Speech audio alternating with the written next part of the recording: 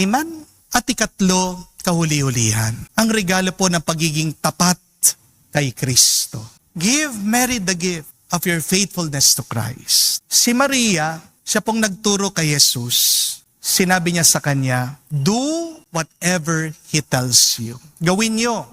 Ano man ang iuutos niya, ano man ang sasabihin niya sa inyo. We can never go wrong in following Jesus. Bakit sa tingin niyo, puno ng masama ang iyong pinagdadaanan ngayon? Ito ay maaaring sinusundan mo ang iyong gusto, pero hindi mo sinusundan ang kagustuhan ng Diyos. Hindi ka magkakamali sa pagsunod mo sa Diyos. Tinanong mo na ba kay Jesus, Panginoon, ano ba ang kagustuhan mo? Ano ba ang gusto mong gawin ko ngayon? At simple lang ang isasagot ni Jesus sa atin. Ang pinakamahalagang kautusan, mahalin mo ang Diyos sa pamamagitan ng pagmamahal mo sa iyong kapwa. To love God by loving our neighbor. Ang pagmamahal sa Diyos ay nag-uumpisa sa pagmamahal mo sa iyong kapwa. At sino ang iyong kapwa? Yung pinakamalapit sa iyo. Di po ba? Tignan niyo yung mga katabi niyo. Kapwa niyo yan.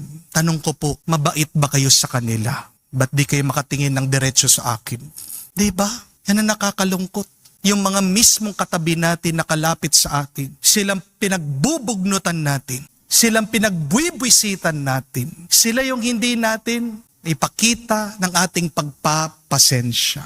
Ang utos ng Panginoon, pagkatapos sa mga nakalapit sa atin, yung mga nangangailangan. Kaya nga sabi ng Panginoon, pag ikaw ay naghahanda, anyayahan mo yung mga mahihirap, yung mga lumpo, mga pingkaw, mga bulag, mga bingi, mga hindi makakabawi sa'yo. Dahil nakikita yan ng Diyos at ang Ama natin na nasa langit, siyang babawi, siyang magkakaloob sa atin. Hindi lang niya ibabalik kung ano yung ating binigay, kung hindi, mas higit pa, mas mabuti pa, mas maganda pa.